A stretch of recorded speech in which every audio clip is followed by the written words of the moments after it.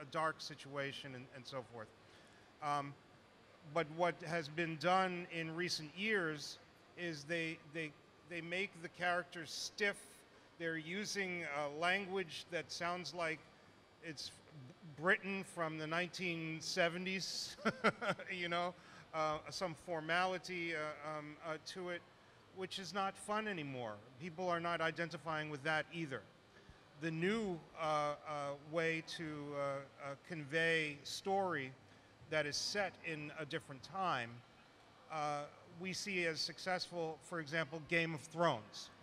Game of Thrones is conveying what could be a savage behavior, right? But the characters are eloquent and speak in a contemporary manner, so that we are given access to their minds, their sensibilities. They have slaves, but they comment on slavery. And that's important, and those are the principles that we are trying to apply to Antara.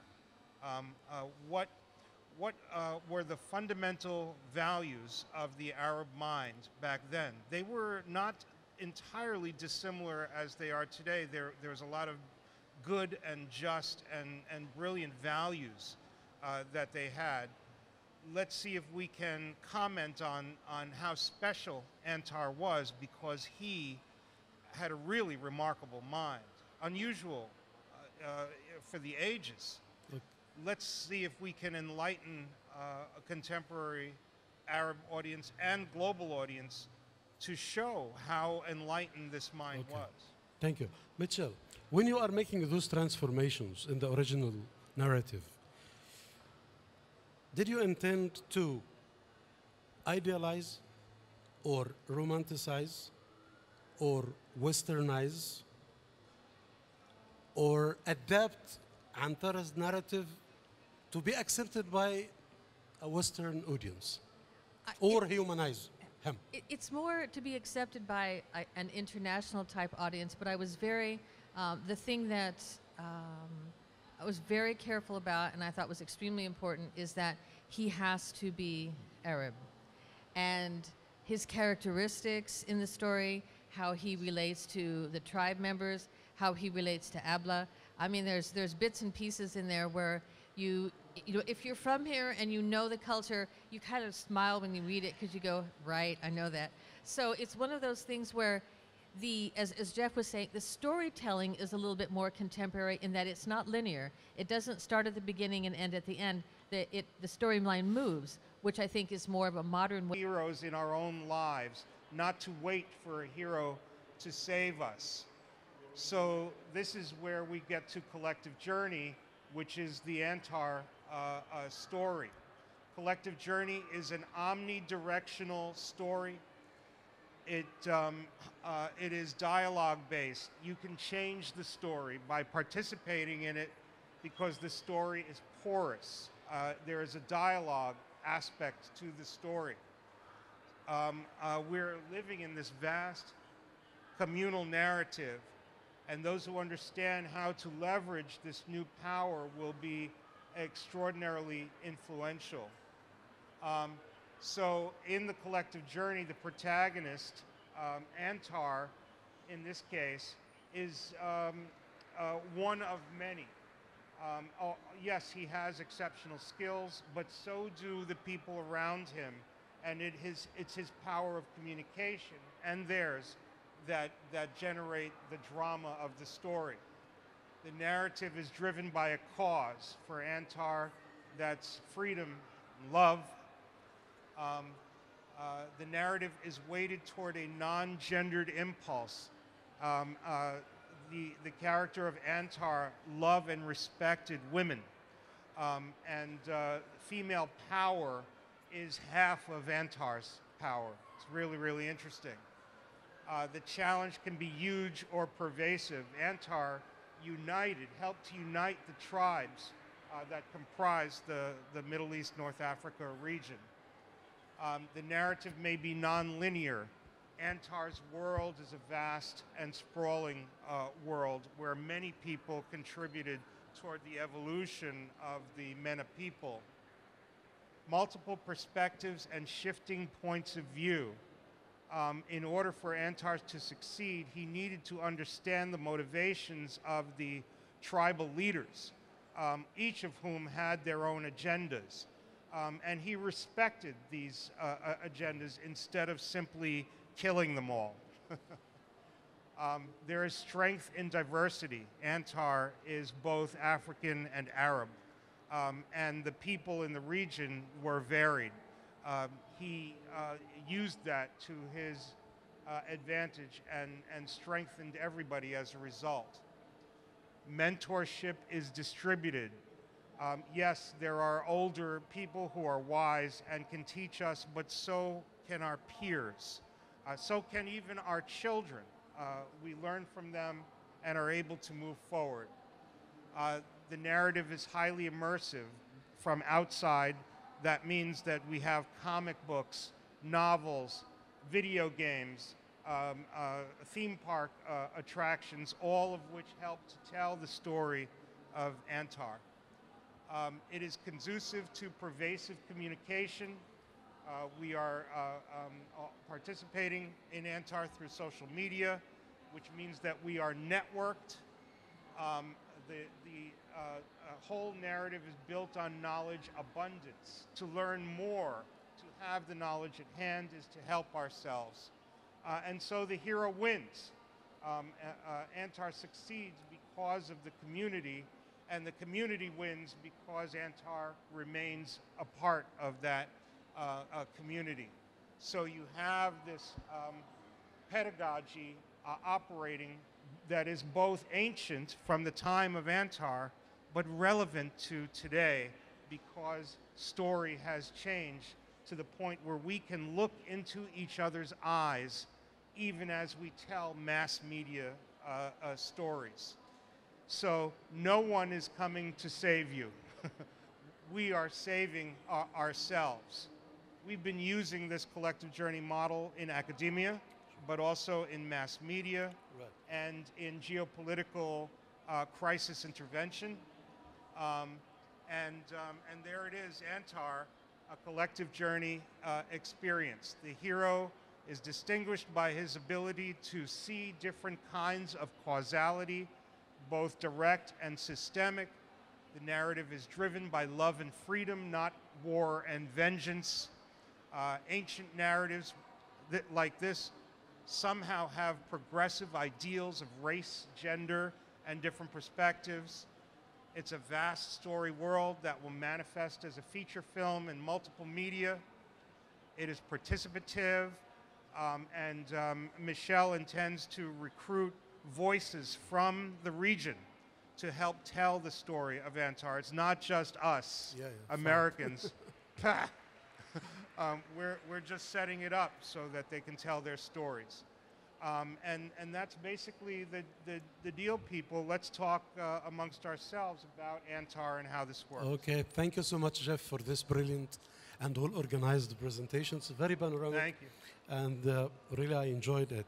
Okay, now we'll ask Michelle to give her perspective, if you wish, and then I will start to make a dialogue with you about Antara and Hawaii in particular and other questions. Okay. Go. Yeah. You know, as I said earlier, I've lived in the Middle East for 12 years in Abu Dhabi, and the thing that really struck me is whenever I would go back to the U.S., you'd get the questions about, aren't you afraid? I mean, is it safe there? I mean, the whole list about you're in the Middle East, you're an American in the Middle East, you're a woman in the Middle East. Aren't you afraid? And you know, the answer is, if you live in Los Angeles, Abu Dhabi is like paradise. I mean, as far as, I love Los Angeles, but you know, Abu Dhabi is a whole lot safer, and we lived a block from the beach, and it was a wonderful lifestyle. And it gets to the point where you just sort of look at people and think, do you really believe that? And you know, there's no, on a broad sense, there's no appreciation for the culture and heritage of the Arabs in the U.S. In small pockets there are, but I don't think because it's familiar that people really understand it. That's the problem. And so, you know, I know a lot of Americans and a lot of expats come here and they have no local friends.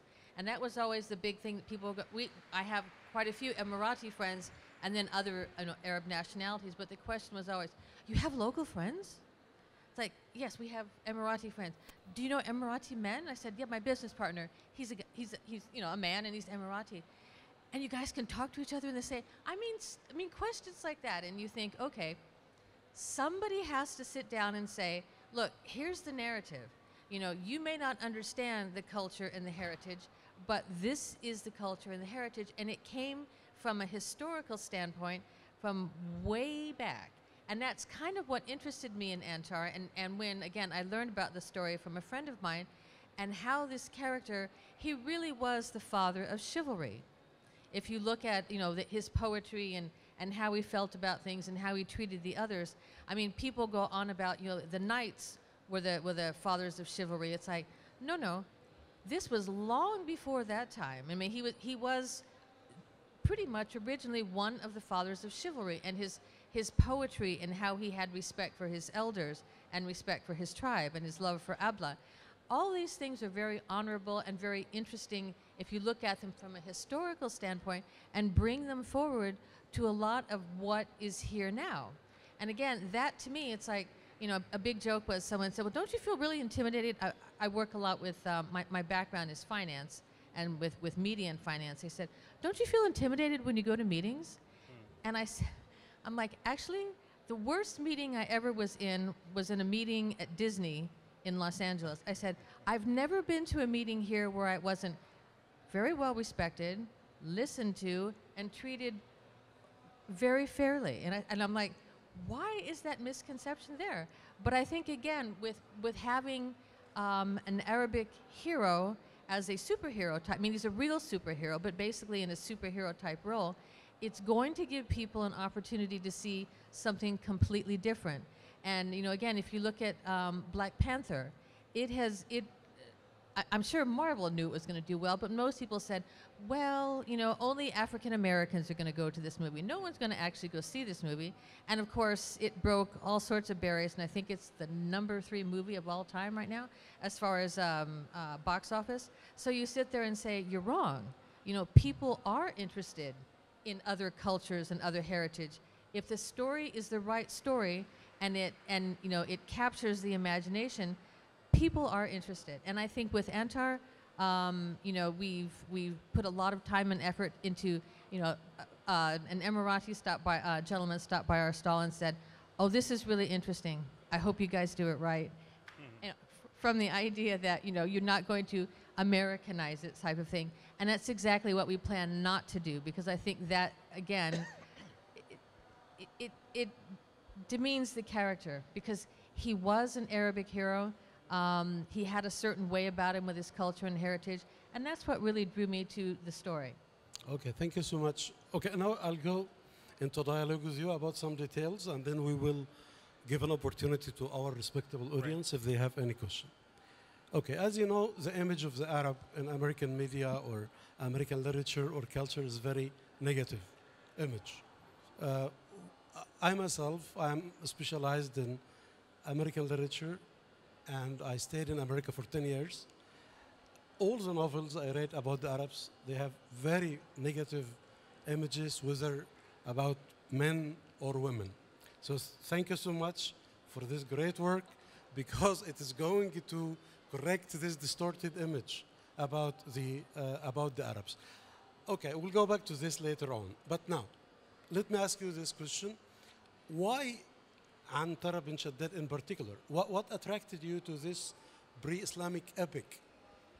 Well, because it covers a lot of bases. I mean, it's an action story, it's an adventure story, and it's a love story.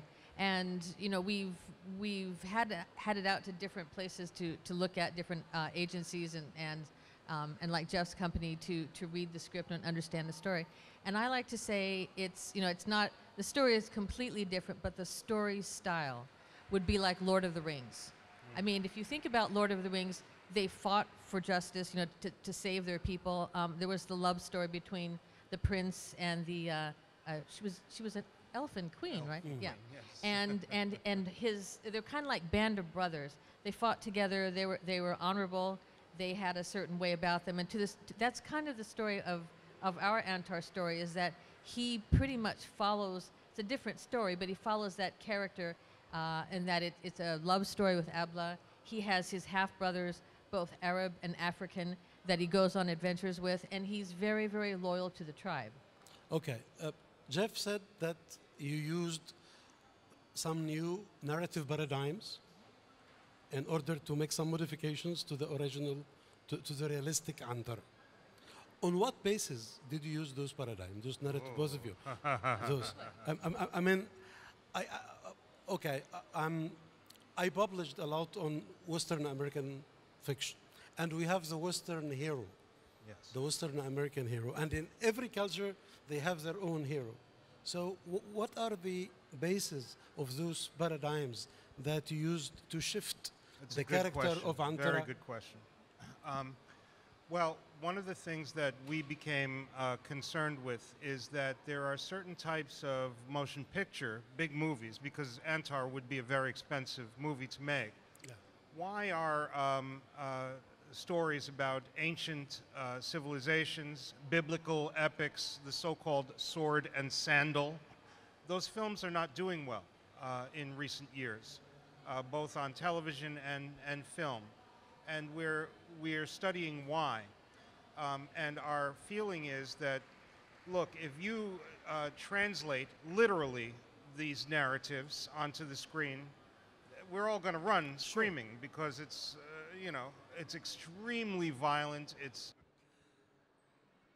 Good evening, ladies and gentlemen. Today we are going to have a very important presentation on the epic history of Antara ibn Shaddad, the Dark Knight, as Michelle said.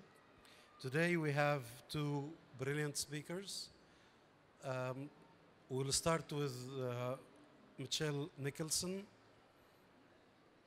She's the first speaker. She has been living in the UAE since 2004, but recently returned to Los Angeles to develop Antara the Black Knight, a story based on the legend of Antara bin Shaddad. After an Emirati associate introduced her to the story, Nicholson spent 2 years researching before she wrote the first draft for her screenplay. Anyway, she told me that this is going to appear in the form of a comic series and also a movie.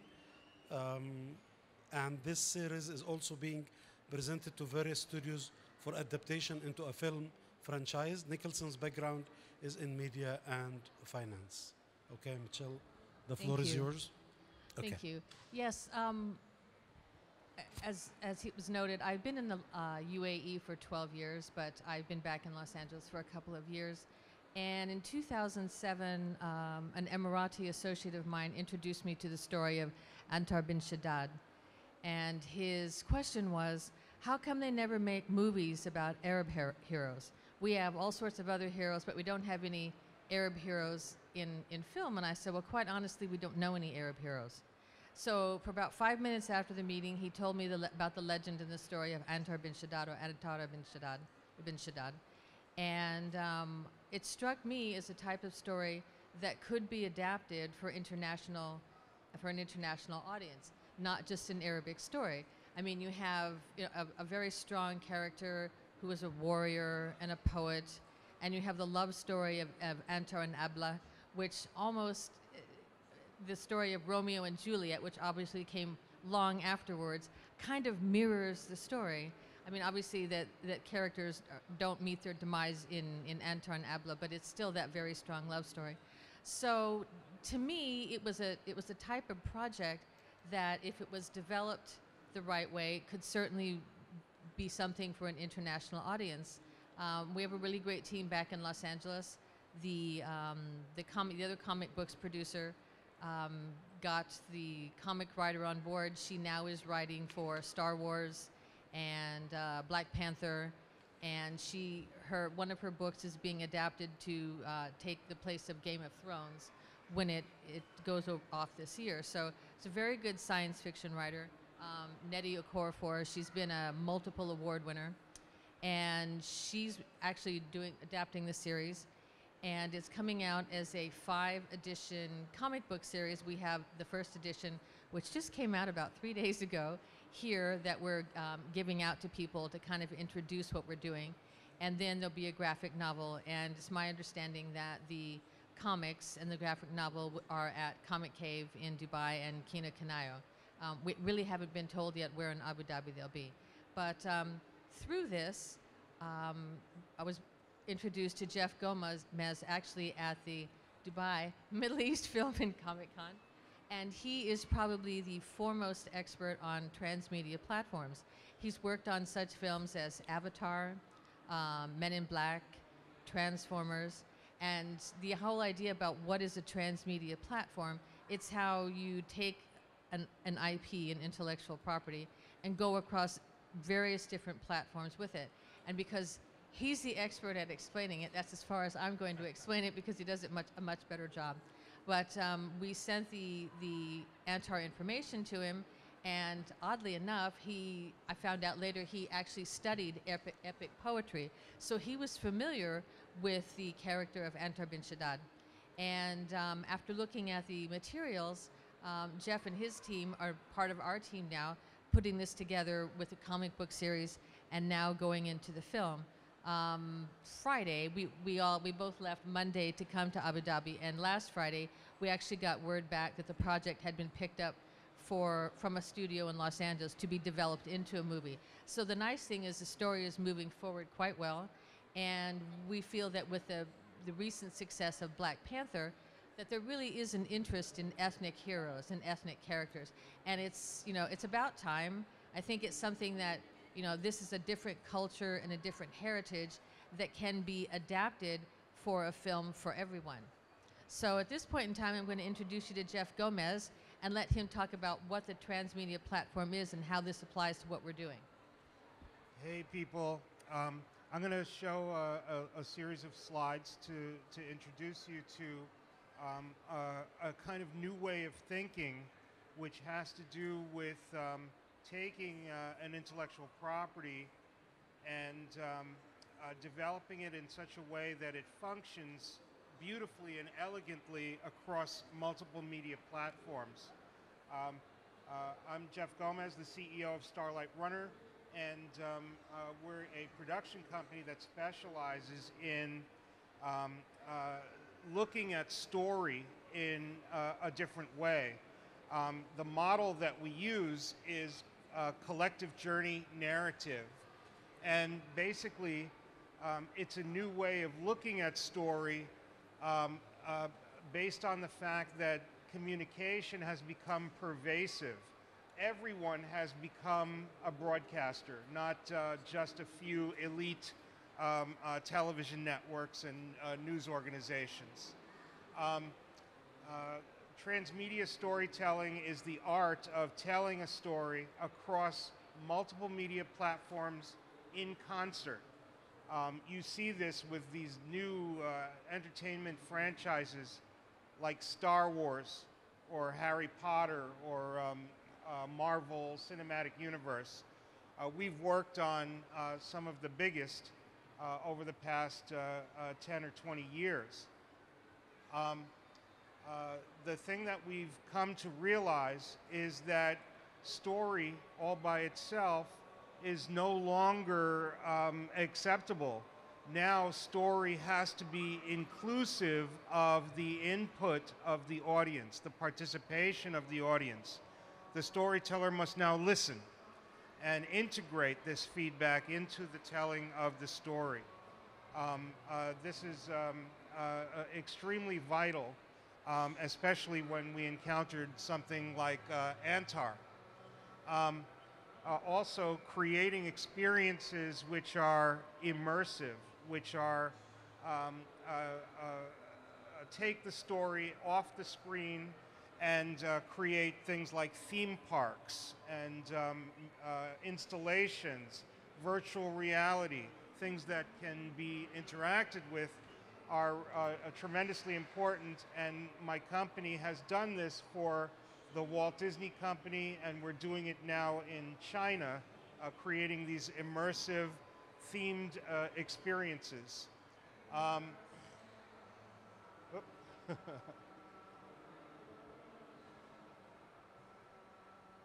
do you think, guys?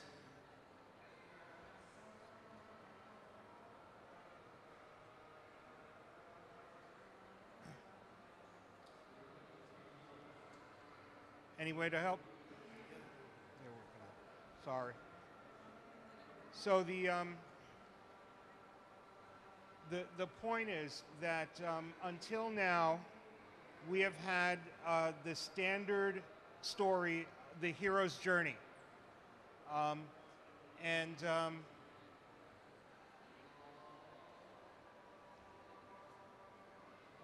There we go. Okay. But so the hero's journey is simple. The hero is trained by the mentor to go out and conquer the enemy and bring back the treasure for the community.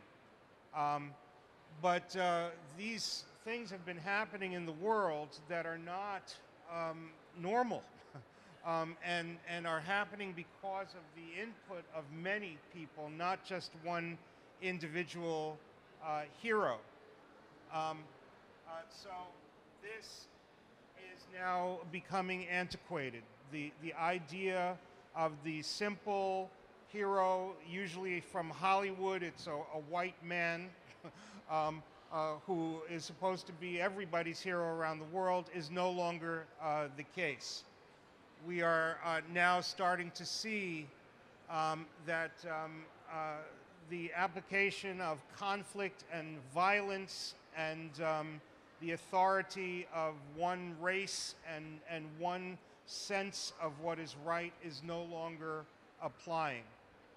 We need a different story model, and it's a model that actually, if you look back far enough in history, for example, the indigenous people of Australia, they had this model which I thought was fascinating, and basically it's this notion of a non-linear narrative. It's a notion of a narrative that is participatory, the way that tribal stories used to be. And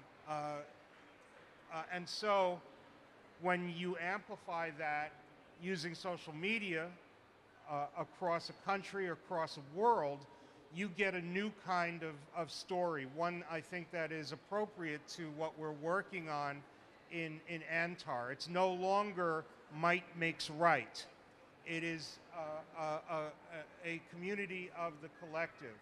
So in the old school, the way that story used to be told, the model is driven on conflict, constant fighting. It's weighted toward a masculine impulse. The narrative used to be linear. You got one villain who had to be destroyed or killed, and then everybody's happy. There was this binary between good and evil that is no longer applying as much.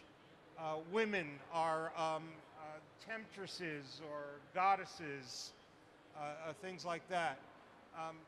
You destroyed your cell phone in the first act because that way no one can talk to you, and you then go on the adventure.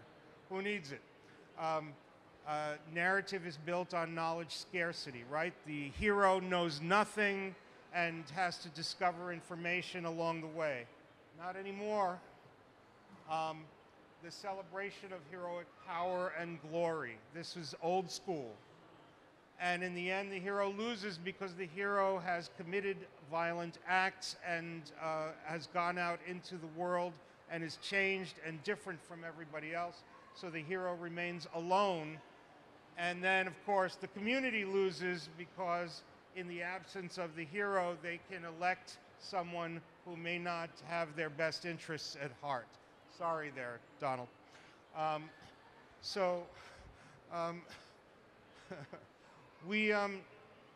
What we want to say is that no one is special anymore. We're equal. There needs to be a sense of not the exception of the hero, but each one of us has the potential to behave heroically. We must learn from our stories to be heroes. First and then.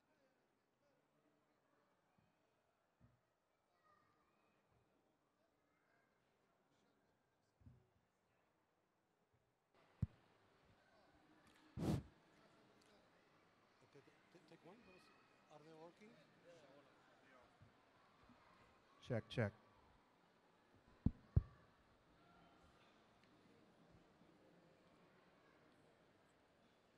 Okay, so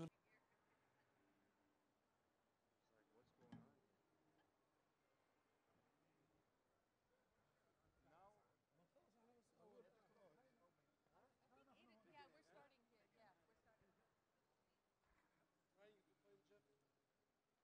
Just point to me and I'll introduce myself. No we talk. Thank you, sir. Thank you very much. The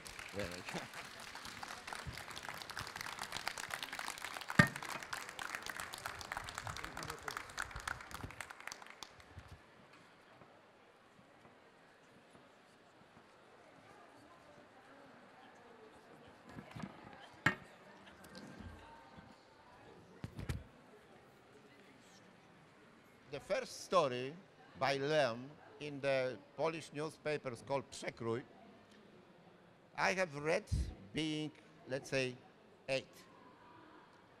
Since then, I've read everything. I was an avid, absolutely avid fan of Lem. Then let's say, our ways went separate because Lem, let's say, like Saint Peter, who denied Christ, Lem denied science fiction. And about fantasy, we are not speaking about fantasy at all, because he despised fantasy. But from science fiction, he declared himself completely alienated, like Saint Peter. And it is interesting, because he denied science fiction like Saint Peter denied Christ. And funny, there will be no Saint Peter without Christ, and will be no Lem without science fiction. It's as easy as that. But still, he's a classic, so everybody must take the chapeau bas. So he's a classic. Okay, And he will ever be. He will ever remain the classic. about the process of writing itself, about creation. Do you write consciously or subconsciously when you are writing the science fiction? What word, please? When you write, it's a kind of inspiration. You are inspired when you are writing, like a poet writing an epic. You write.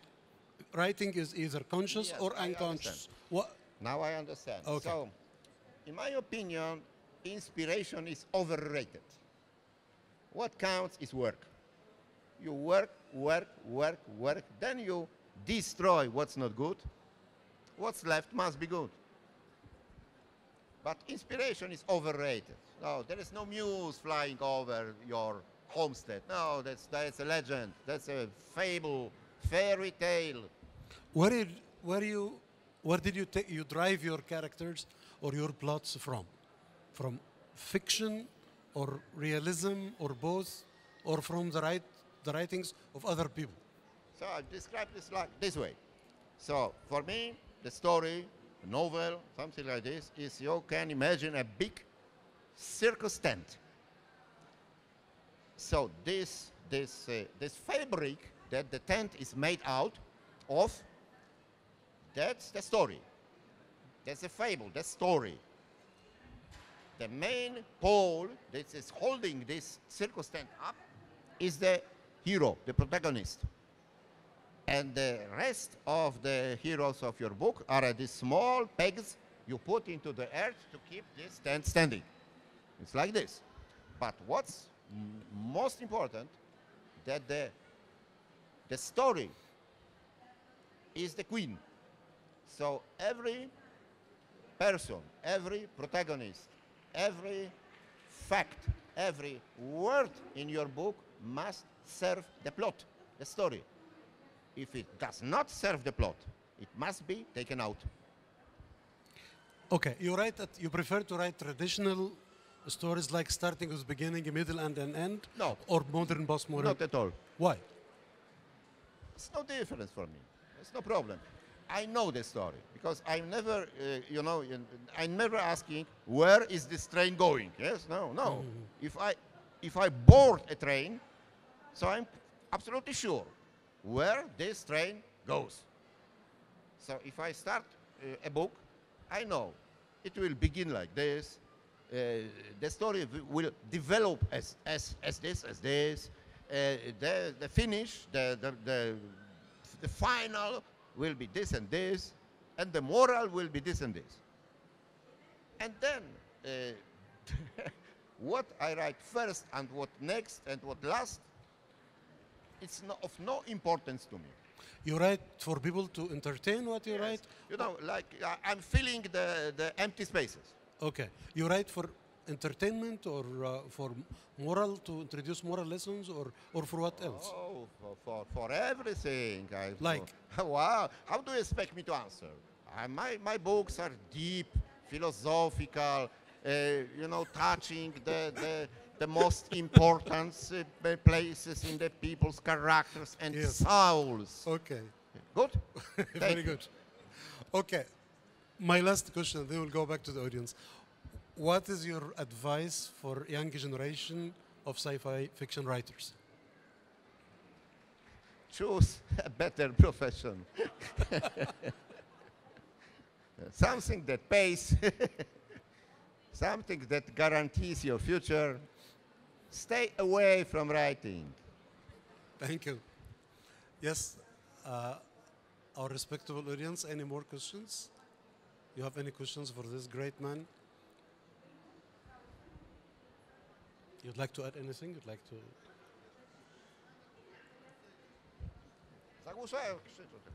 The microphone, please. Just 1 minute. Yes, here, it's here, it's here.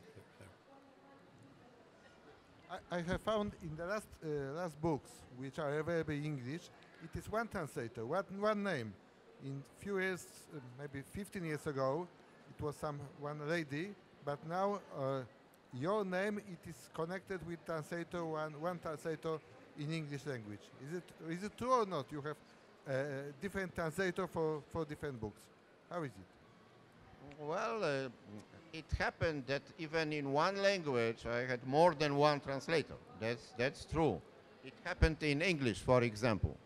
But it is not my business and not my right to decide. It is all the politics of the publishing house, which I must accept and into which I cannot interfere. They made what they want. Absolutely, that's their problem.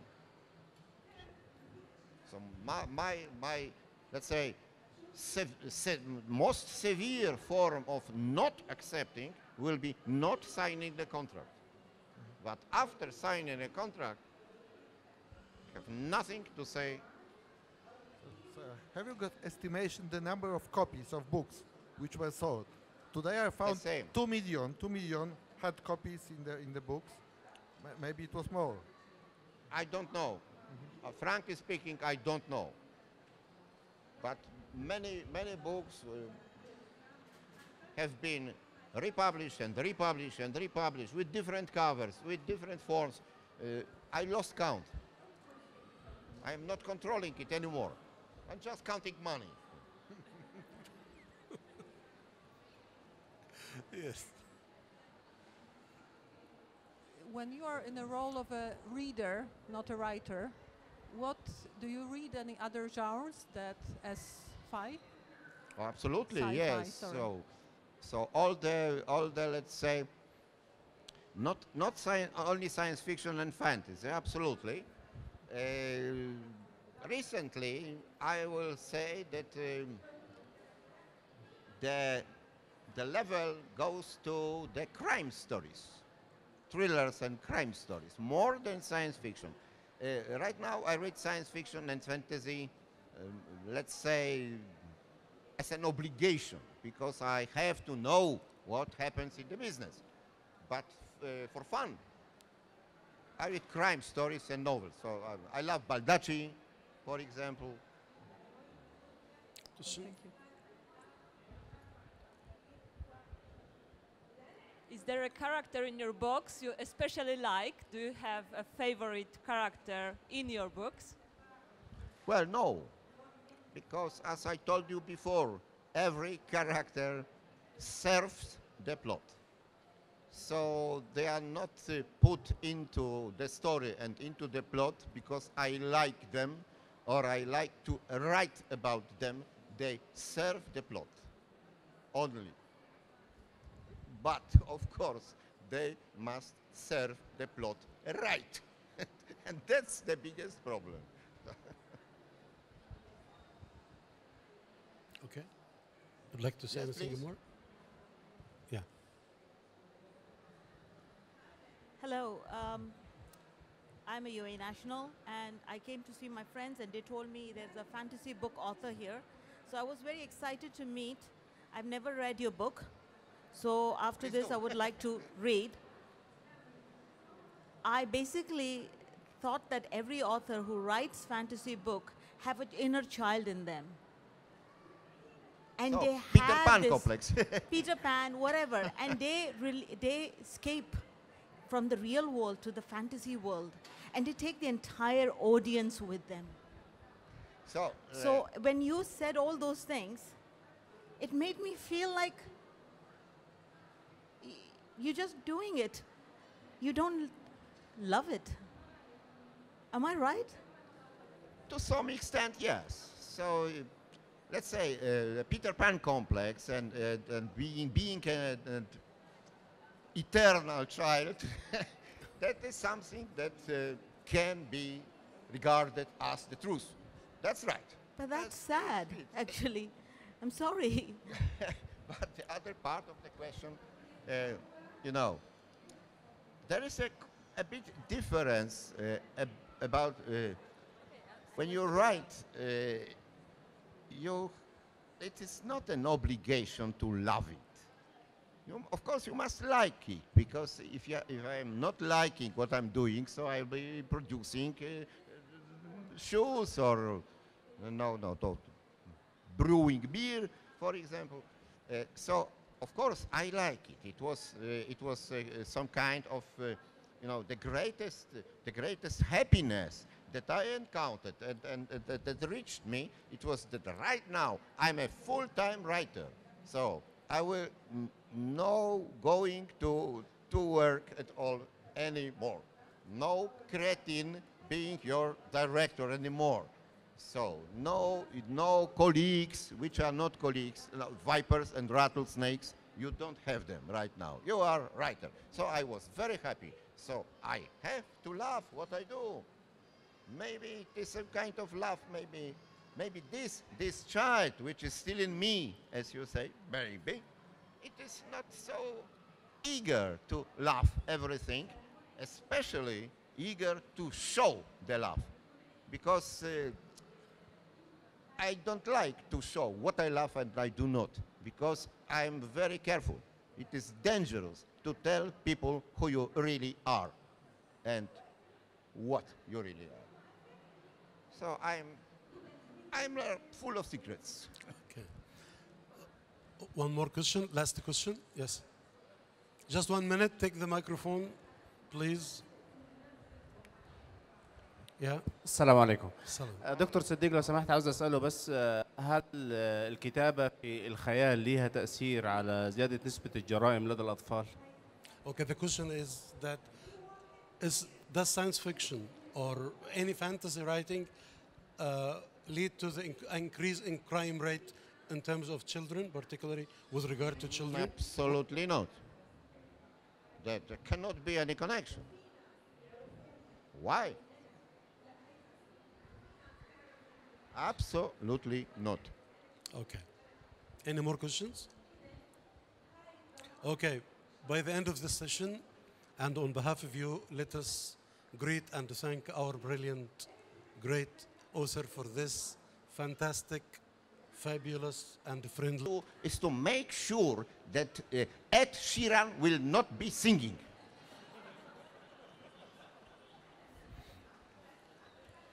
That I will guarantee you. I will never allow him to sing in Netflix series. Of course, it's a joke. Please laugh. Please laugh. Please. Netflix can make anybody sing. Ed Sheeran, Madonna, Doda, everyone can sing. One of the people from the science fiction business that I know personally, and now I know all of them, Bruce Sterling, said to, he was filmed by Hollywood, and he said to me, if Hollywood is not casting in the main role a pink poodle, so you are okay. You won. You won. Otherwise, they will cast a pink poodle, not paddle, poodle, in the main role. Next question, please. Make my sugar level higher. In libraries, we can find the books recommended by Sapkowski. What? Once again, please. In Polish libraries, we can find the books recommended by Sapkowski. So, do you suspect me or expect me to feed these vipers? Never. Okay. But what is from the young generation of the Polish authors? The same. The same. Okay. Merry Christmas. No, Happy Easter, because like the newest Polish way of making your Happy Easter. Okay, can I ask you a couple of questions? Sure, absolutely. I'm ready. Okay. What are your contributions or achievements to this genre, to science fiction, not only in Poland or to the European science fiction tradition? Well, that's a very difficult question, because how can I answer? I will, being very immodest, I would say that the contribution was huge, but it will be immodest, and I'm a modest guy, so I will answer I don't know. Okay. Another question. In what sense the science fiction in Poland, or the Poland science fiction tradition, is distinguished from other science fiction schools in Europe or in North America? Also, as I see, a specialist of difficult questions. I'd like people to know. Yes, it is a difference for sure, and it isn't at the same time. So you can say, what is what kind of answer is that? Okay. But it's like this. Mm-hmm. It is like this. I suppose the secret lies not in the way of writing, and not in the persons of writers, of their temperament, of their style, and so on. The main difference is that in Poland and in many Slavic countries, people begin the adventure with their literature at a very young age. So, being older, reaching adult stage, they can very easily tell the difference between the good writing and the bad writing. Okay. So, Polish or a Slavic writer, or a writer from our, let's say, part of Europe, must be aware of the fact that he has his business with a group of people who are not tolerates no errors and no bad writing. It is like this. Okay. That's the only difference that I can tell. What are, just one more question, what are the differences in science fiction in Poland during the communist period and now? Are there any changes? Well, the main change was that nobody gave the publishing house the paper. So it was the main problem. To print a book, you need a paper, and the paper was regimented. So that was the biggest problem. So when they say, well, okay, we have to choose between this and this, so they always throw away the science fiction and fantasy because other things were more important. What is your target audience when you are writing? You have an audience in mind?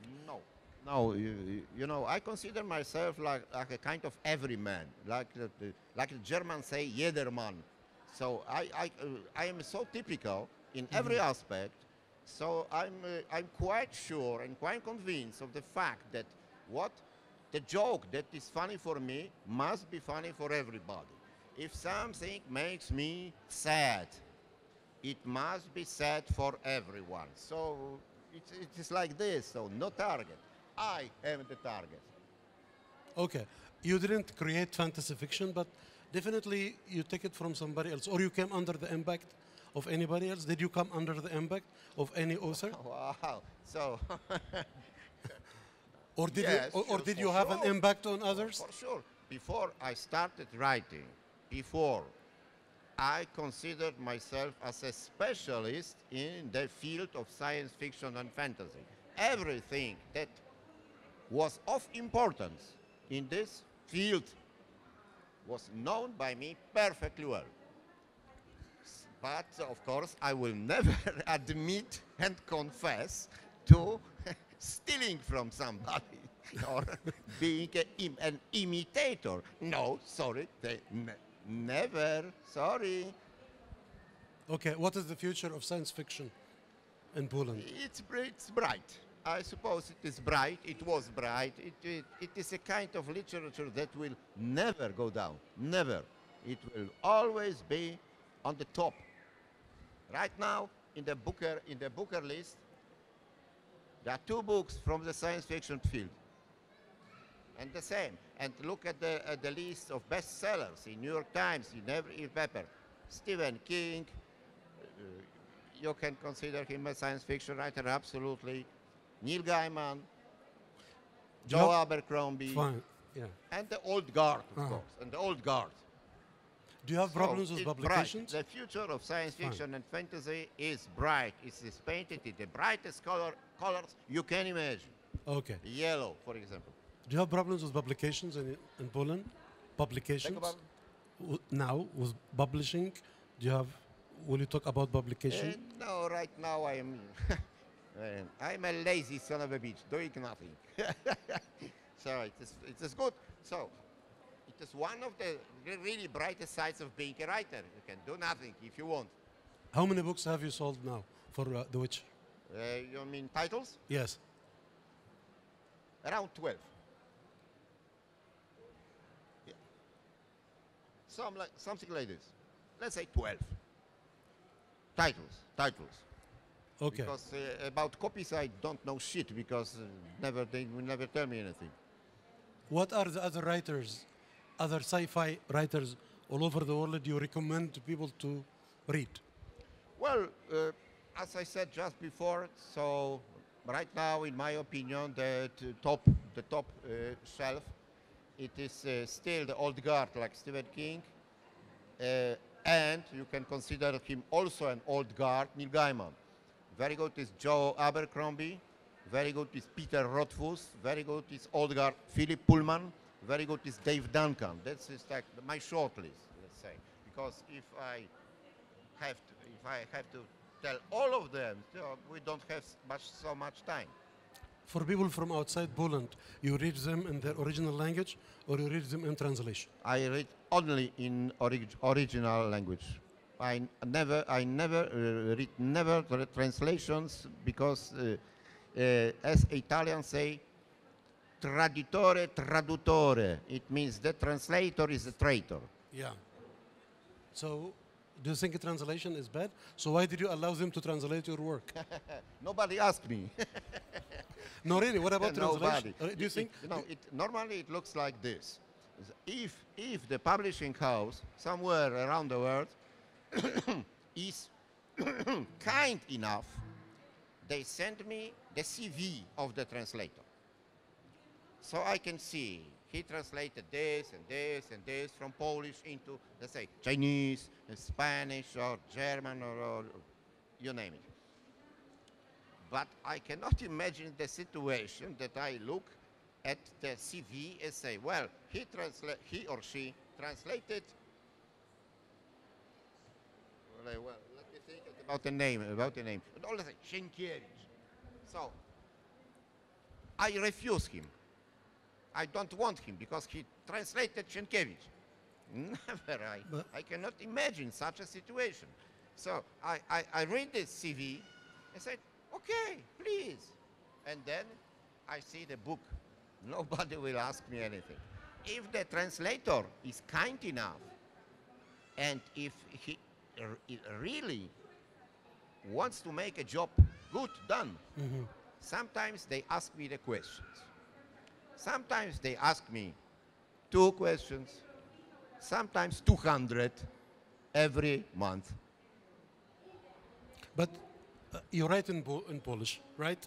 And Polish is a very difficult language. So how do you expect people all over the world to know your work? I mean, in this, if you are against translation, this means that your work will remain on the local level only on Poland, and nobody else will be able to see this great man writing great science fiction. What I expect from the translator is to translate it right. It's good to give the spirit of the book in the translation. But as I said, traduttore traditore, it is unavoidable that the translator will make mistakes. They are making a lot of mistakes. The best that I can remember now is about the Russian translator who asked me, he said, something unclear in your book. Somebody drank something from the canteen and said it is water and made like this. What does it mean? I said, well, it is a joke. In the canteen, it was not water, it was vodka.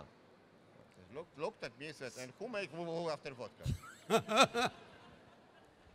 So it is a so-called cultural chasm or gap. Cultural gap. You know, that it happens like this. Okay, we'll go back to our audience. Do you have more questions for this? About the great Polish, man? about the Polish being a very difficult language, yes, for sure. Yeah. You just turn your television in, and then you see how people speak Polish. You know? Any questions? Because One question. Yes. Yeah. Can I? One question. Yeah, sure. Okay. There are 2 worldwide famous Polish sci-fi writers. Of course, the first one is Andrzej Sapkowski, and the second one, Stanisław Lem. What do you think about Stanisław Lem and his books? No. I will revert, the numbers. So Stanisław Lem and me, because, well, he's dead. So, de mortuis aut nihil aut bene. And so of course, Lem.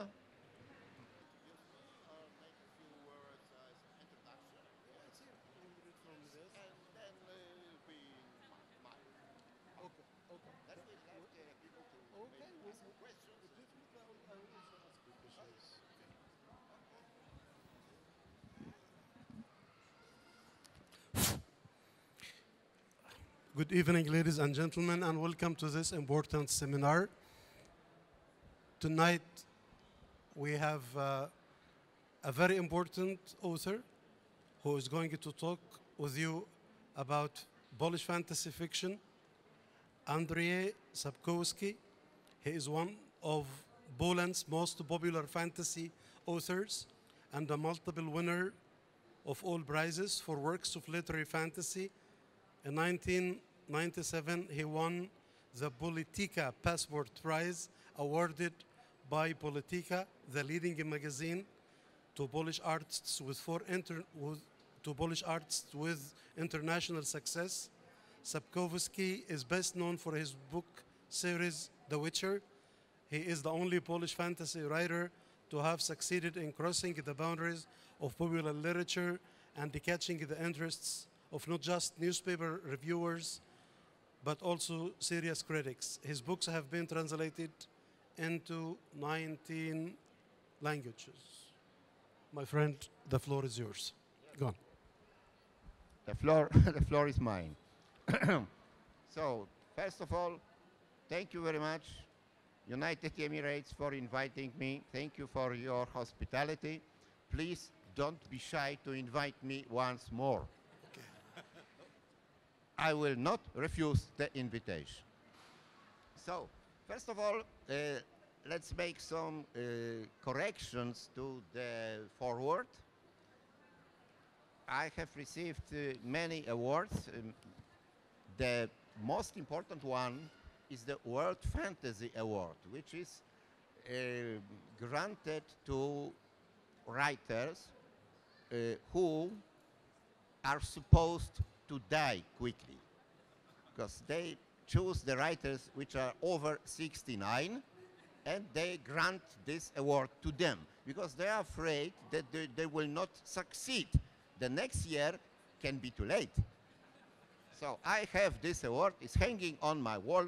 Very beautiful, very beautiful. No financial gratification at all. So it is, maybe you know, maybe you don't know, but it is 30 years since my first short story called The Witcher, Wiedźmin, appeared in the Polish science fiction and fantasy magazine called Fantastica. It was the winter, as always in Poland, harsh winter, 1975 or 85.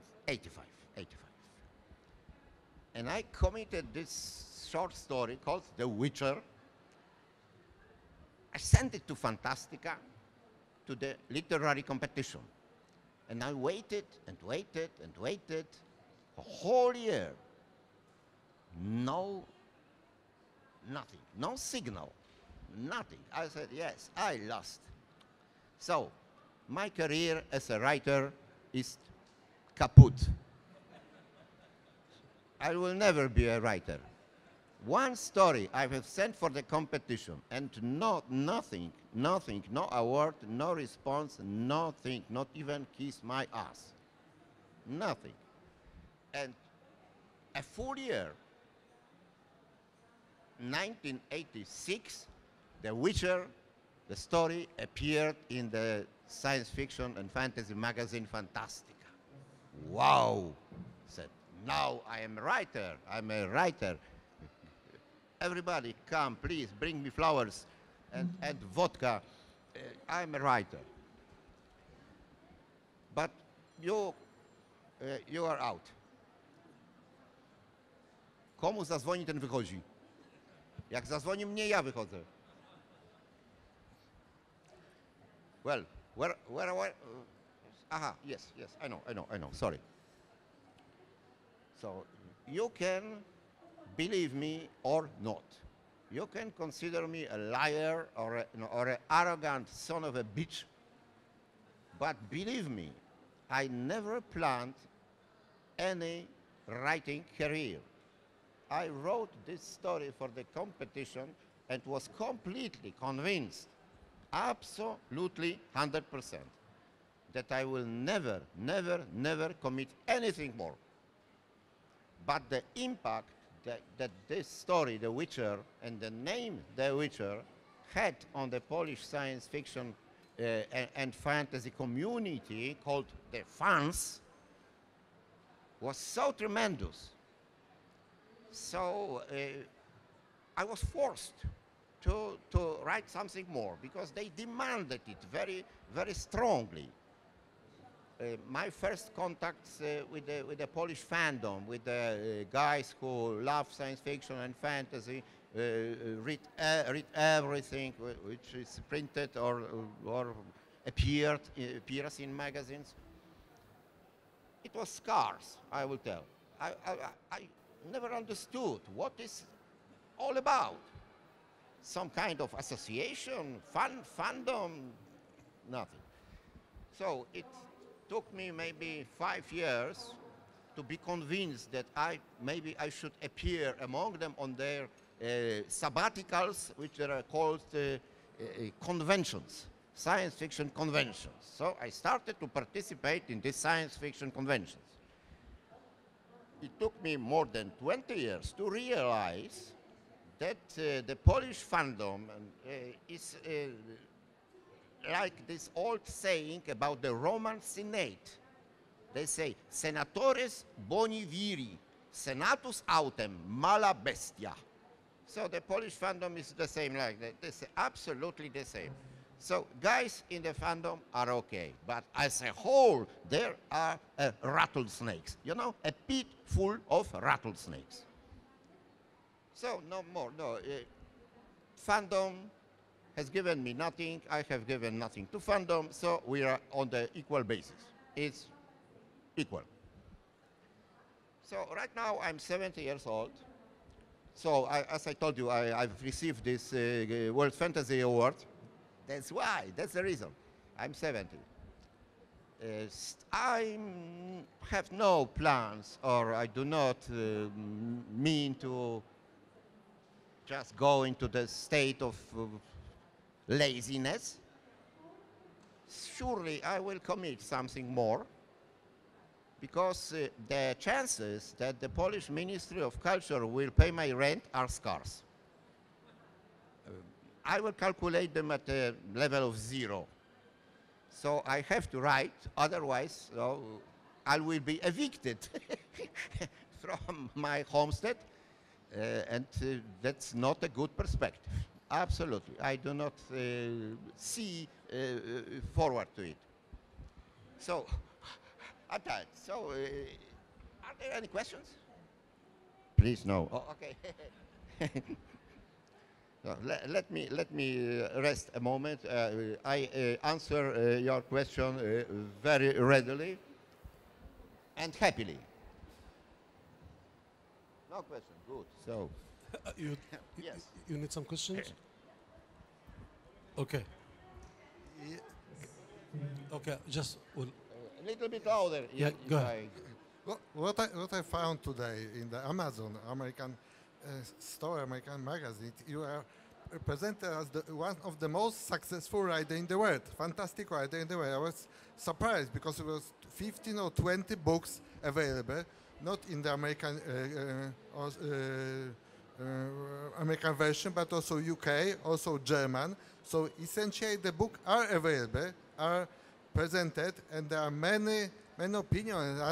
When I look at different writers from Poland, it's difficult to find somebody with one book in the Amazon, because it's English in different version. It's soft copy, hard.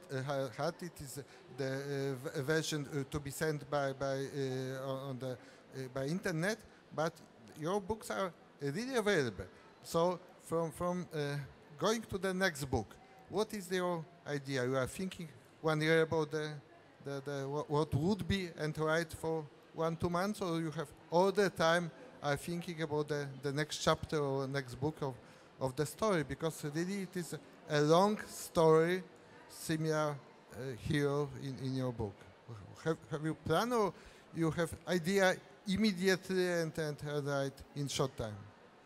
So yes, I confess, guilty as charged. So my books, just recently I made some calculations together with my agent, and it appeared that my books are translated into 34 languages, more or less, because sometimes there are countries and languages. Let's say 34 countries. So roughly speaking, 30 or more than 30 languages. It must have an impact on the market, and it has. So guilty as charged. So it's no wonder that these books are on Amazon or on the other platforms selling, because they are popular right now. That's guilty as charged.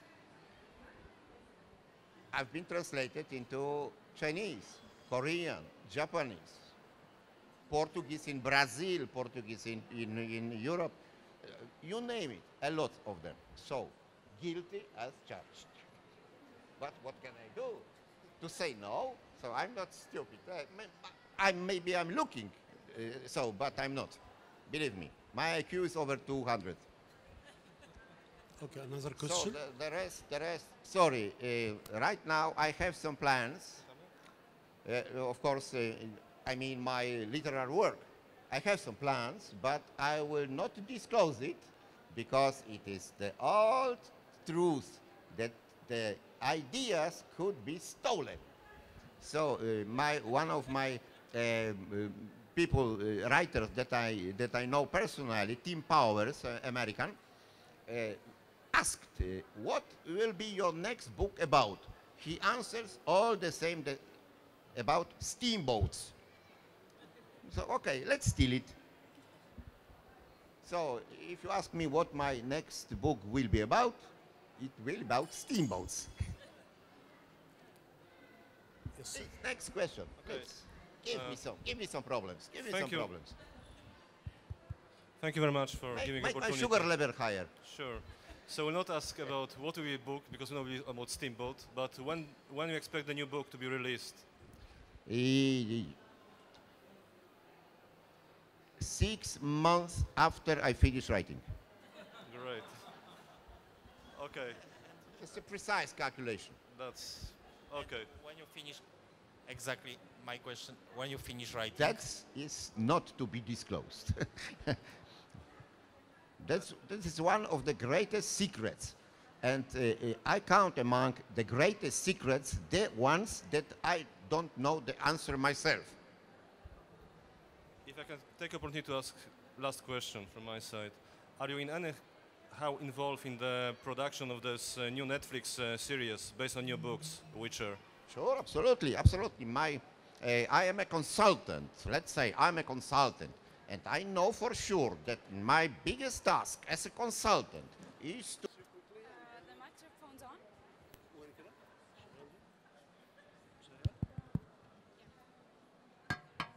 You can say the blessings of God, or maybe I've got it from my late mother or my father.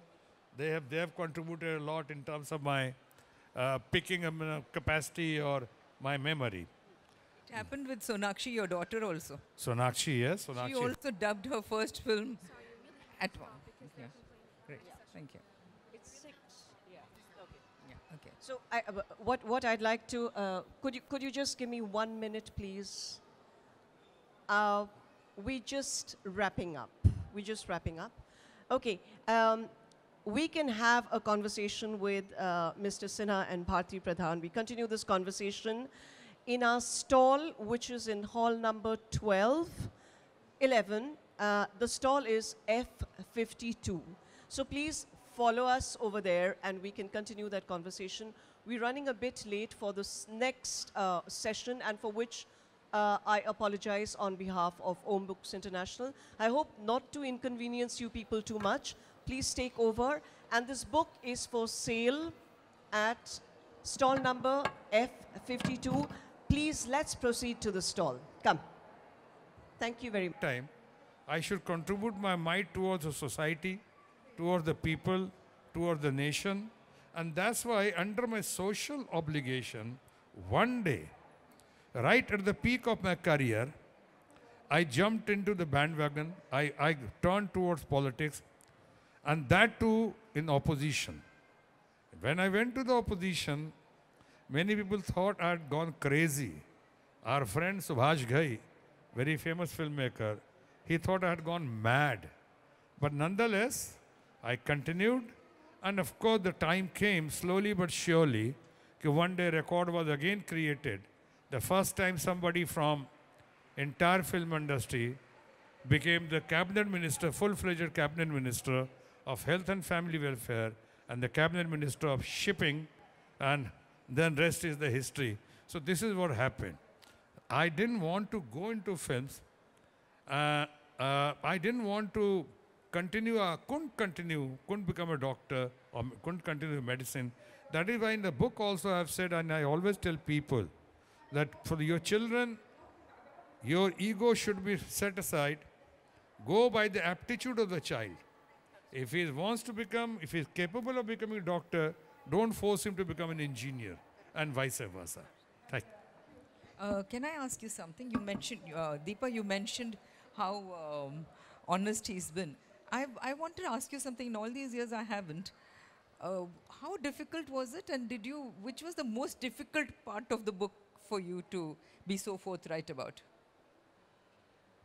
Of course, to talk about my wife, or to talk about my friends, including girlfriends. But you would note that, because we had to come out honesty, without going for any sensationalization.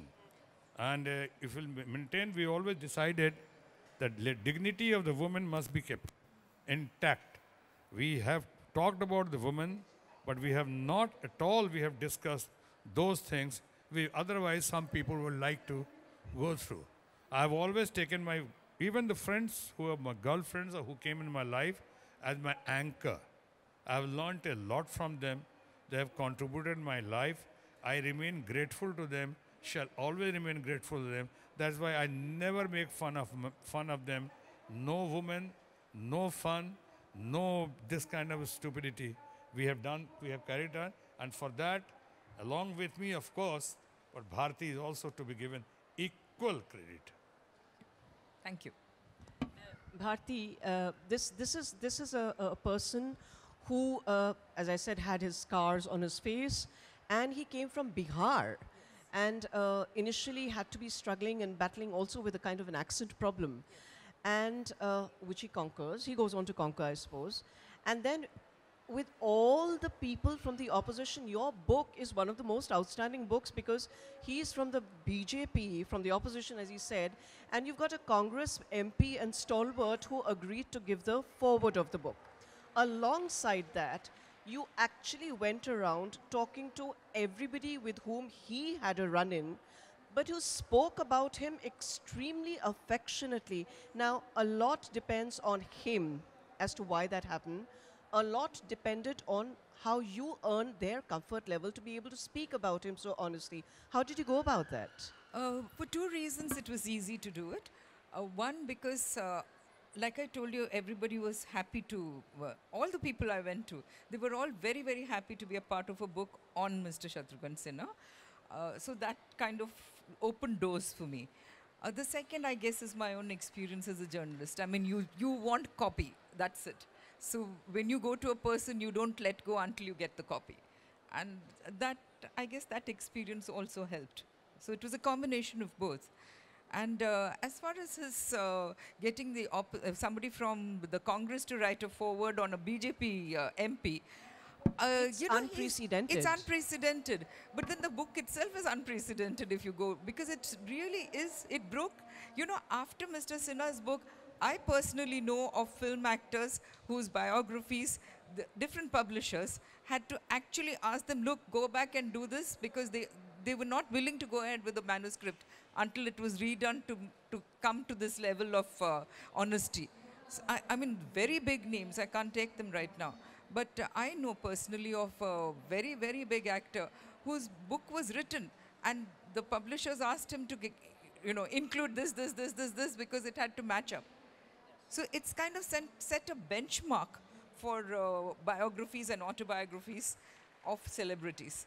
And I think that's, once again, that it's a first time for him. He set the trend. Yes, you set the trend.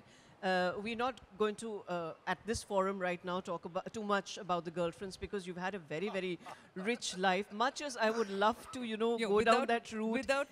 Without the women, there's no Shatrughan Sinha. Absolutely. I mean, that's just a given, and he has confessed that all of them contributed very richly, whatever that means, to his life. Now, as a biographer and the subject of the biographies, where were the... I mean, it's too idealistic to think that this was such a smooth sailing relationship for 7 years. Did you people never want to fight it out over certain topics? And what were those topics? There was one particular chapter I mean, Bharti, I'd like to ask you this very, very openly. There was one chapter I wanted to include. Also, I want to know what was the family's reaction when they felt that you were onto something which was going to be Sansani case. Well, his wife did tell me that she was apprehensive. She did say that when I was writing it. She didn't say it in front of him, but later on she told me when he wasn't there that I'm very, very apprehensive because I know Sonu, I know how he talks, and I know you. So, lethal combination. So she was apprehensive. And later on when the book was released, and then I have to give full credit to Mr. Sinha for one more thing. He knew that I would be very, very uncomfortable if this copy had to be vetted by X, Y, Z or anybody else. So that was very clear right from the beginning. I wouldn't have done it otherwise, to be honest. that it would be only Mr. Sinha and nobody else who will read the copy before it goes into print. And it's marvelous that his family also did not interfere. They just let us be. So full marks to them as well. And he, like I told you, did not blue pencil anything. There was nothing that was edited out. So that was easy. The final book and we did not fight over anything. Isn't it? There was nothing that we fought over, which is really you didn't stop speaking to each other. There was one chapter I thought he should include, but he said, no, I don't want to. He had his own reasons, which was all right by me, because it really didn't make any difference to the book. I thought I should include it, but he didn't want to, which is all right. Which chapter? नहीं बोलूँगी नहीं. नहीं बोलेंगे, okay, नहीं बोले. बाद में बोलूँगी अब. Okay. Okay. One more question for you. In fact, I have several questions for you. How is it that with people of the opposition party, you've had such a fabulous relationship? It indicates an immense generosity of spirit and, you know, the willingness to sort of go beyond and try and understand what the political opponent is talking about. How do you manage that? Does the actor in you help in reaching out to a diverse mass? Also, yes, indeed, at times. But I just said I was inspired by late and great Mr. Jayaprakash Narayan. And I learned from him, or people like him, that your opponents are not your enemies. Those who are in the opposition, they may be in the opposition, but they belong to the same society, same family. किसी का चाचा, किसी का मामा, किसी का भाई, आपका नहीं तो आपका. So they are not your enemies. You can differ with them on issues. It's a democracy. You may agree and may disagree, even with me. But that doesn't mean that I become somebody's enemy if I disagree or if he or she disagrees. So this is how I have maintained throughout. And for that matter, since I have never ever taken up anybody's name or don't go for anybody's name, I only go for the issues. That's why people love me, those who are in the opposition parties also. They're very fond of me. You can call me in Hindi, I can give you a very appropriate term that they consider me Sarva Dal Priye. Everybody thinks that I'm a friend. And to me, once a friend is always a friend, regardless of caste, creed, society, religion, or even parties. You know, when you talk about his pan-party appeal, it's also very interesting that he comes from Bihar. But there's an entire chapter which is devoted to the South. You have people like Rajnikant, they're also in the book. Amrish, there are huge actors from the South who have all, Chiranjeevi, they have all talked about how he inspired them to become actors, which is, I mean, unprecedented. You don't have somebody from Bihar inspiring somebody from Tamil Nadu and from Karnataka and Andhra Pradesh and Telangana, etc. So, you know, it was really unprecedented and it was wonderful including that chapter. How do you have somebody from Bihar inspiring Rajnikant to become an actor? And it happened. Yes. Rajnikant has talked about how he saw his film Rampur Ka Lakshman 32 times and then he kind of took those mannerisms and started emulating him. Yes. No, that is actually quite outstanding. And not only that, you know, medicine's loss has been probably one of the biggest cultural gains of India in terms of, you know, you becoming an actor and a politician later. You've had a very special relationship with some of the finest Bengali directors. One of them is responsible for getting you into FTII. The other one, Gautam Ghosh, has spoken so well about, you know, your equation with Bangla as a language and your fantastic memory. I have to share this with all of you. And I am not saying it, but some of the directors that he's worked with has said that he has such a disgusting memory that he looks at a script for once or a few seconds and then he doesn't look at it. There's some speed read which is happening and then it's committed to memory for good. So he doesn't have to sort of retire into any little corner and say, okay, now let me keep reading my lines and all that. Now, talk to us about your special relationship with these Bengali directors. and your fondness for Bengalis. I've been very fortunate that most of the topmost Bengali directors, including Ritwik Ghatak, Mrinal Sen, or for that matter, the internationally acclaimed Gautam Ghosh, was a very dear friend of mine, and we did a film together which won the International Grand Prix Award, that is best film in the world, Antara Jatra. There I was speaking Bengali, but not the Bengali, but people you would speak. It was the colloquial Bengali. You had to unlearn what you knew and then relearn the colloquial language. And I remember 10 days of mine was taken for the dubbing.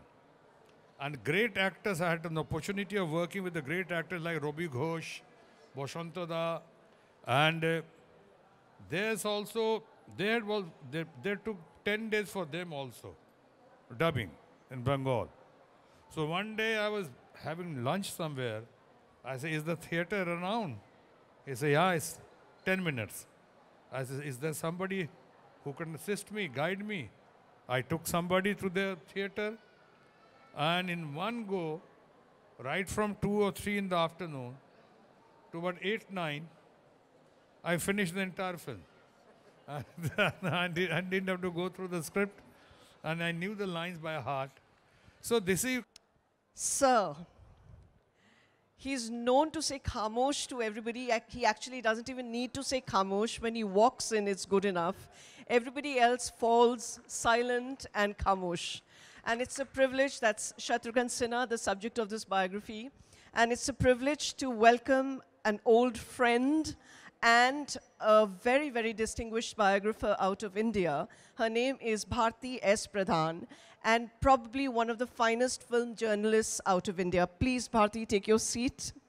And my name is Deepa Chaudhary. I'm the chief editor of Om Books International. I have the privilege of introducing my own self, and I happen to be the editor of the book. So a big round of applause for them, and let's get started straight away. Straight away. A very, very, very warm welcome to both of you, and a big, big, big shukran to the Abu Dhabi International Book Fair for having these distinguished guests over. Bharti, I think in recent times I have not met a biographer who stuck it out for about 7, 8 years researching the book. How did you manage to do it, and why? Why 7, 8 years of a life very well spent on Shatrughan Sinha? Good afternoon. It's wonderful to be here at the Abu Dhabi Book Fair. Can you hear me? Okay. When you talk of a person like Shatrughan Sinha, who's an achiever, both in the film industry and in politics, and he's come from nowhere with no connections, no surname, no nothing, I think there's so much to say. And there were so many people who wanted to be a part of the book.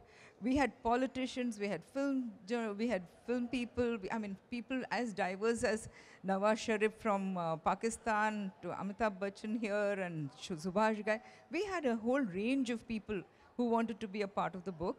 And it was wonderful talking to everybody. Now, when you cover this kind of span, I mean, you're bound to take much more than 7 years, I would think.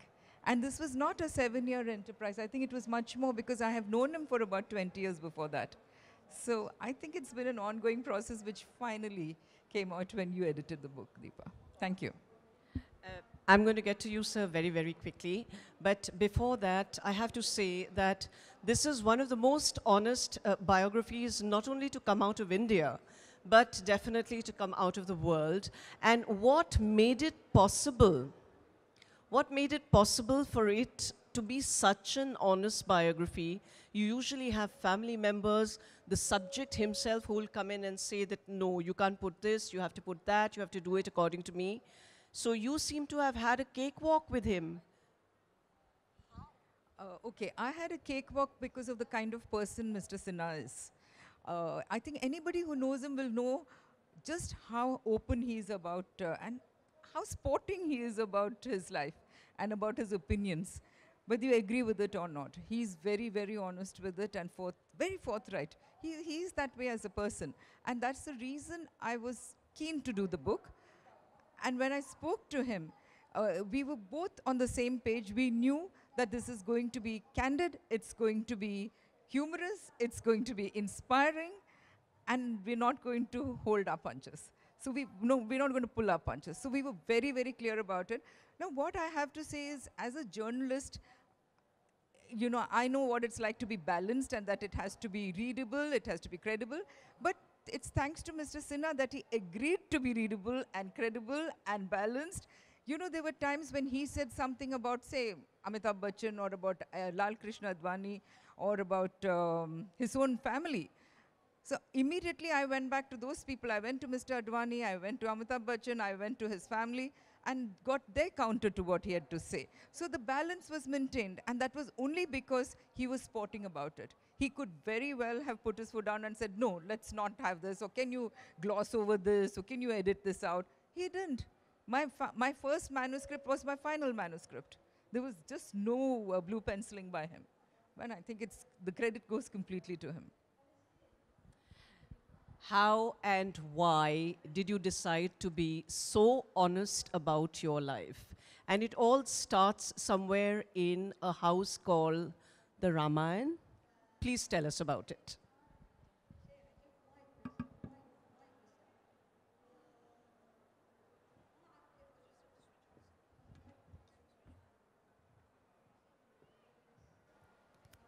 Thank you, Deepa.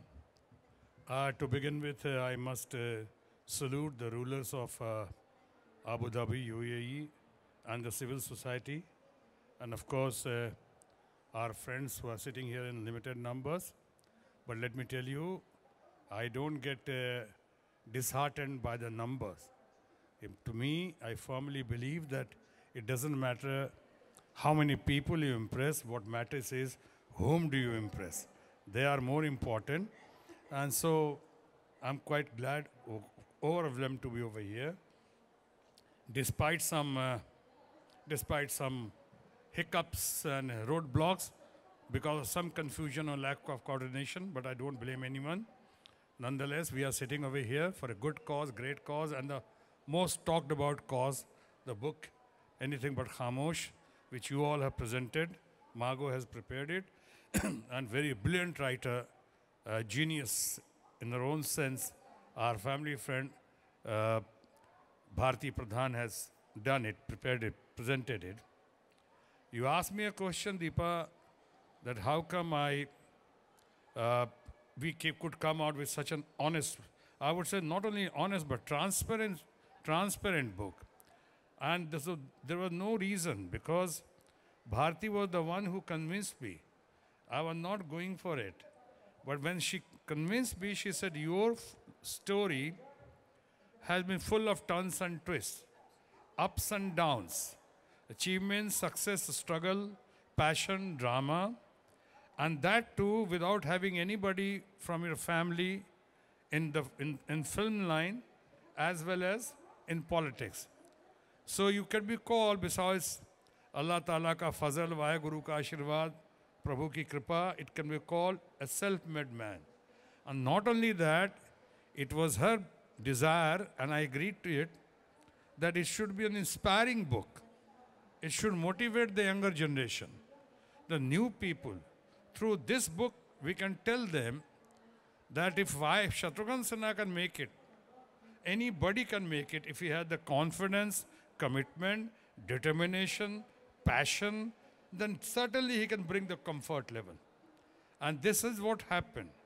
Then we decided, when we bring out the book, not only the black and white, but the gray side also must exist. Without gray side, you can't make it an honest and transparent book. So we did it. It needed a lot of courage. But since I'm famous or infamous for my confidence and courage, so I took and she was the one who provoked me, who instigated me, who inspired me in the beginning. So we went ahead, and I'm very glad that wherever the book has gone, in fact, thanks to you people, and Deepa, you and Margot, that perhaps this is the only book which has gone to maximum number of lit festivals so far. Right from Kolkata Lit Fest to Jaipur Lit Fest to Pune Lit Fest to Times of India Lit Fest to Sharjah Lit Fest to London Lit Fest to Abu Dhabi Lit Fest to many, many more to come.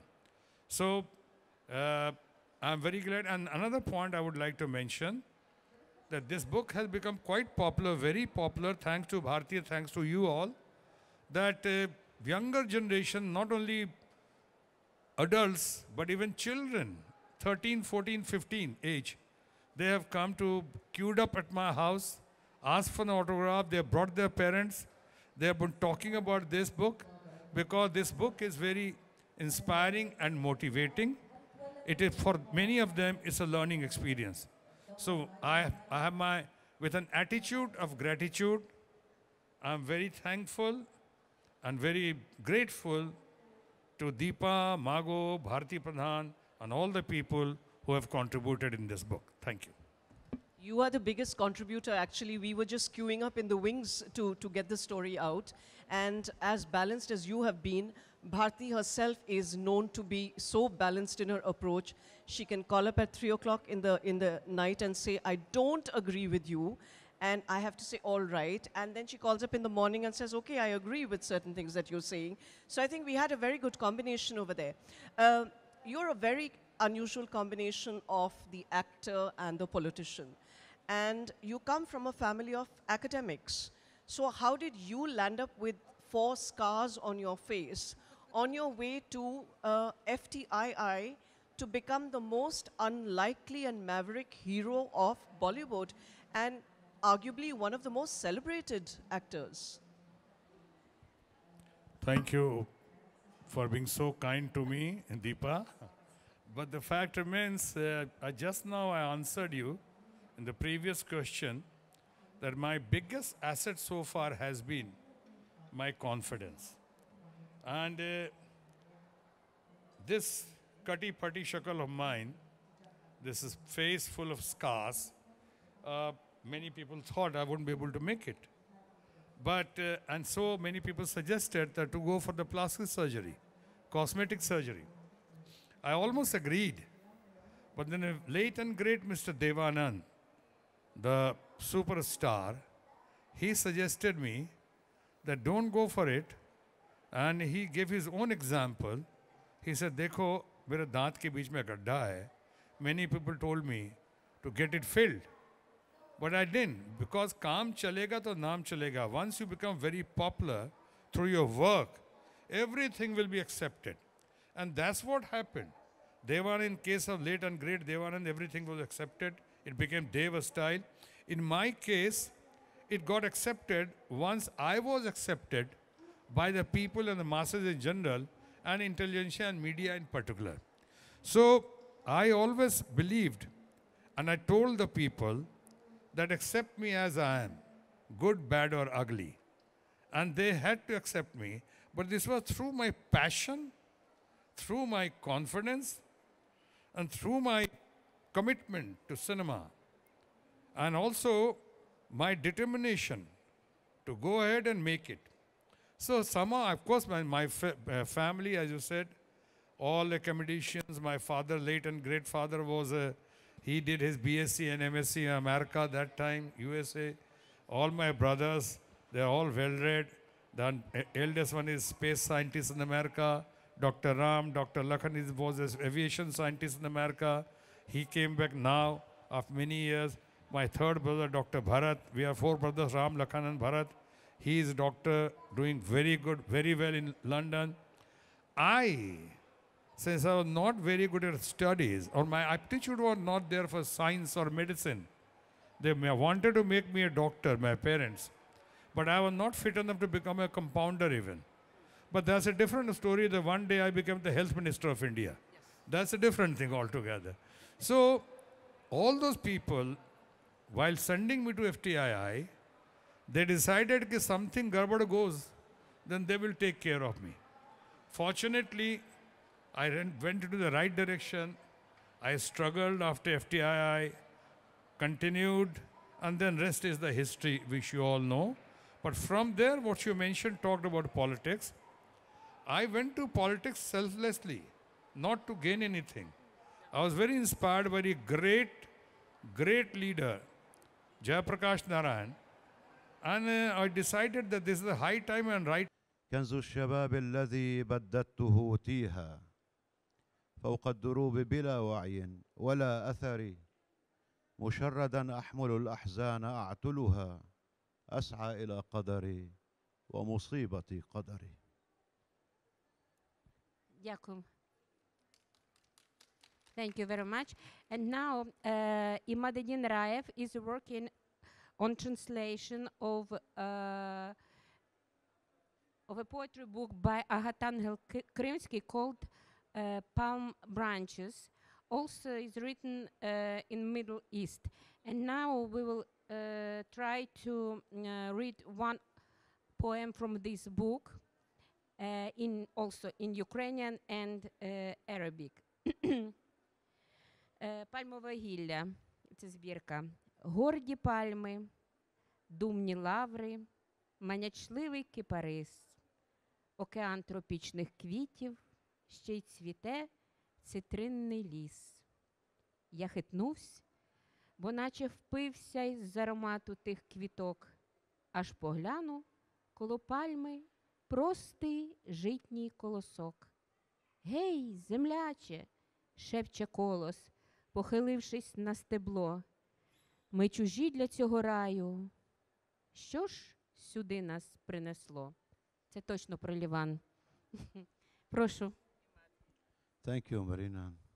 We are talking another time about Agatangel Krimsky, who had a love story in Beirut with one Ukrainian girl called Marina Kaminskaya. But unfortunately, this girl left Beirut, and so he wrote some poetries in my city about his pain after she left to Ukraine that time. And this collection called Palmove Helia.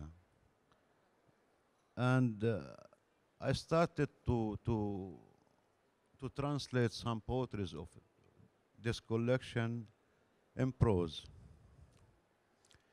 تتعانق النخلات والسروات والغار مختال يغازلهن والزهر في سحر الربيع صلاة متشامخات للسما برؤوسهن وأنا أميل بنشوتي ثملا حولي شجيرات من النارنج في الغابة السحرية وتحين مني التفاتة فأرى هنالك سنبلة قد ظللتها نخلة بحنان همست فدوى صوتها في مهجتي يا ابن بلدي غريبان نحن في هذا الفردوس ما الذي أتى بنا إلى هنا؟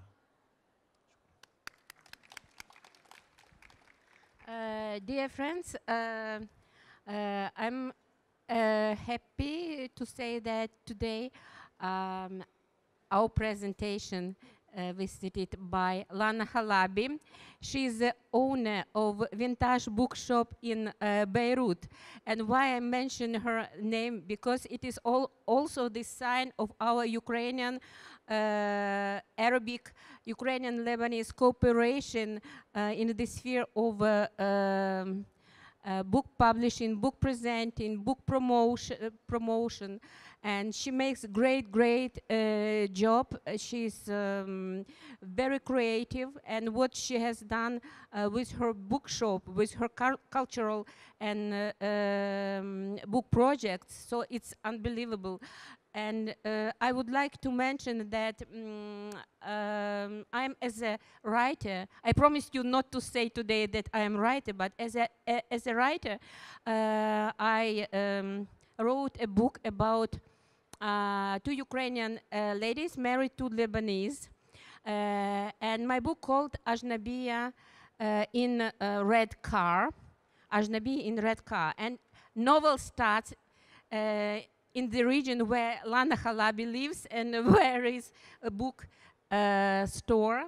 And also here I mentioned her name, even here Okay, so I hope I will present you and everybody who is українки, які живуть за кордоном, вони всі можуть називатися ажнабіями.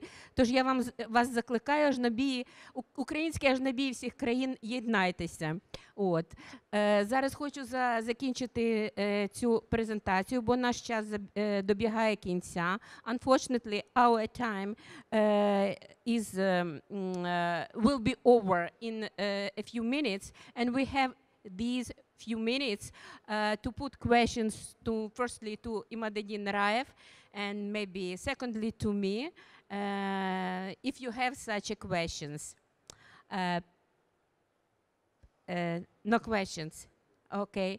And thank you very much for coming, for joining us, our team of publishers and promoters of Ukrainian culture and promoters of cooperation between Ukraine and Arabic countries. And we invite you to our stand, stand number 11D29. You have the opportunity to see the best books published in Ukraine in different spheres, kids' books, then belletristics, fiction, non-fiction, photo and art albums. And let me see the last words of my things to express my gratitude to Abu Dhabi International Book Fair, to the Association of Arab Publishers, to the Ukrainian Association of Publishers and Booksellers, to Ukrainian community in United Arab Emirates, to Imadedin Raev, and to all to you, to everybody who attended our modest but very important historical, I think, event. Thank you very much, and I hope to see you next year at Abu Dhabi Book Fair to present you new Ukrainian Arabic projects. Thank you. شكرا.